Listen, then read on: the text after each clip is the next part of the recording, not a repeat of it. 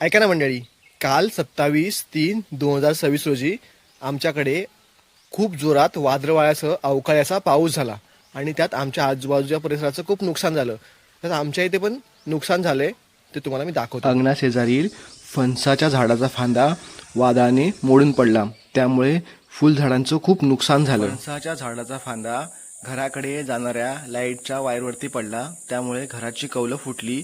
त्याचबरोबर लाईटच्या मीटरचंही खूप सारं नुकसान झालं. मंडळी, फणसाच्या झाडाचा फांदा हा बराच मोठा होता, त्यामुळे त्याला लाकूड कापायच्या मशीनने कापावं लागलं, कारण तो हाताने तोडणं तेवढं शक्य नव्हतं. वादळच एवढं होतं की घराशेजारी पानांचा ढीग साचला होता. शेवग्याचंही झाड वाऱ्यामुळे मोडून पडलं आणि त्यामुळे शेंगांचं नुकसान झालं. 2-3 केळींची झाडं मोडून पडली.